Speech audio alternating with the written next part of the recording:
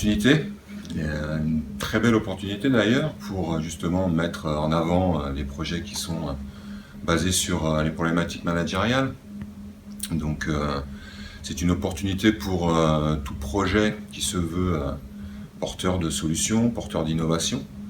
Et je pense que c'est nécessaire aussi à la bonne marche en avant du sport français.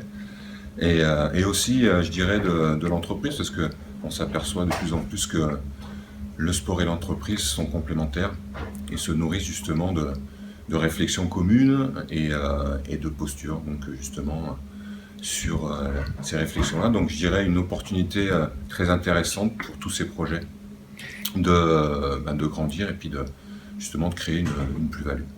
Et alors justement, pour rebondir sur cette plus-value, en tant qu'ancien capitaine de l'équipe de France de volley, vous avez été un sportif de haut niveau reconnu qui a eu une très belle reconversion. Merci.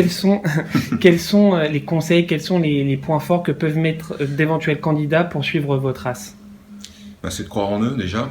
On parlait du sport de haut niveau, quand on veut performer, il faut déjà croire en soi, mais il faut comprendre aussi comment on fonctionne avec soi-même, comment on fonctionne avec les autres. Donc ça, c'est quand même une partie hyper importante de la performance et puis de la perspective.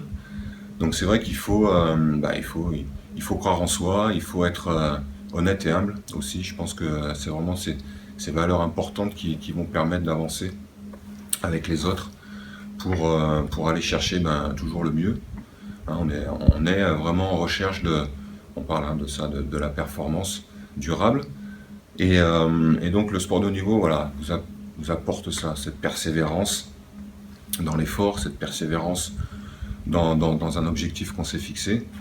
Et puis, je dirais aussi qu'il faut savoir écouter. L'écoute de ses interlocuteurs, c'est très très important pour justement aller de l'avant et puis pour progresser tout simplement. Je pense sincèrement que tout ça fait qu'on va pouvoir justement se positionner sur un projet à moyen ou à long terme. Il faut savoir justement vraiment, comment je pourrais dire, vraiment passer par une grande phase de réflexion, une grande phase d'analyse aussi sur les domaines sur lesquels on est les mieux armés, sur les compétences aussi qu'on peut développer. Donc il y a une phase effectivement d'analyse personnelle. Et puis ensuite, ne pas hésiter à demander conseil. On a souvent tendance à avoir beaucoup d'idées qui passent par la tête. On a envie de faire plein de choses.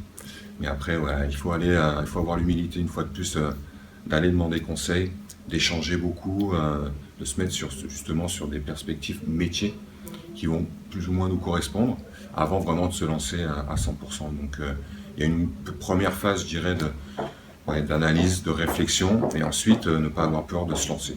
Voilà.